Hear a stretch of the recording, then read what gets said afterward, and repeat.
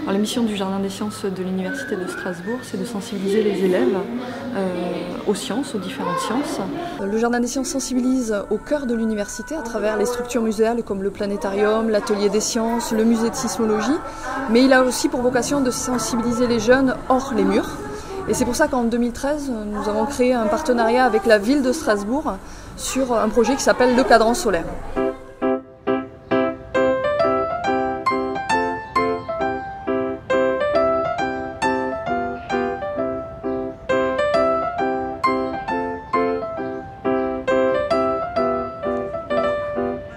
Le projet a été initié il y a quelques mois. Chaque mois, une équipe de 2 médiateurs va dans un établissement. Cette année, c'est l'école de la Méno.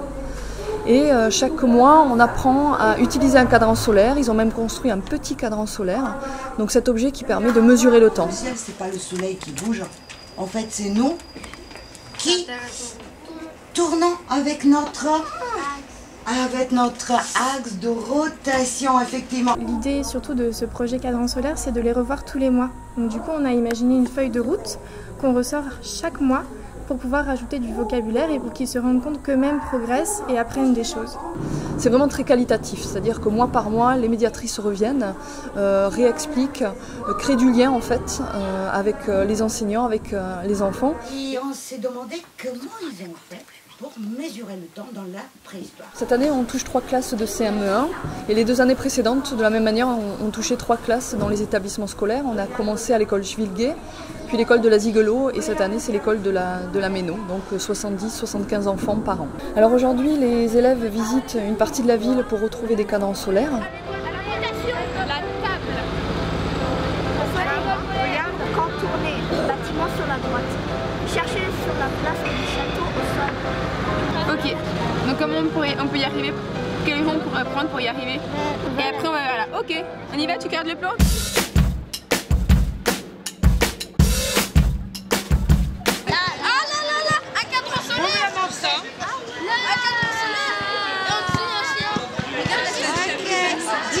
Ils comprennent l'intérêt de cet outil-là et ce qui est assez drôle avec cette thématique, c'est que du coup, une fois qu'on en a vu un dans la ville, on en cherche partout. C'est un projet qui s'arrête jamais.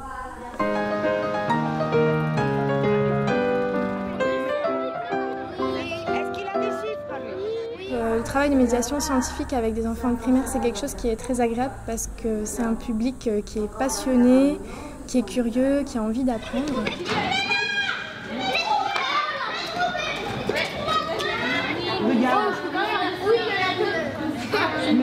On essaye de créer des outils qui sont à la fois pédagogiques mais aussi ludiques.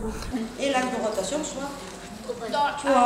L'idée bien sûr c'est qu'on donne envie aux enfants de faire des sciences, de devenir de grands scientifiques, leur donner des clés pour comprendre le monde, qu'ils continuent à être curieux sur ces thématiques-là.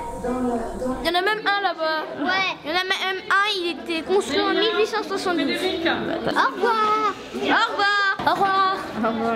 Au revoir. Merci. Au revoir. Et in fine, le but c'est de construire un cadran solaire dans la cour de l'école, pérenne, pour que chaque année les différentes générations d'enfants puissent l'utiliser.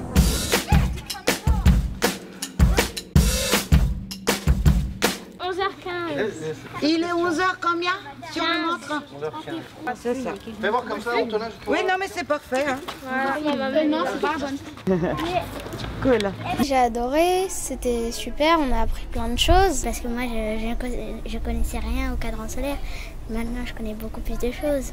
On a un peu exploré la Terre avec en plus des animatrices qui étaient gentilles. Du coup, c'était bien.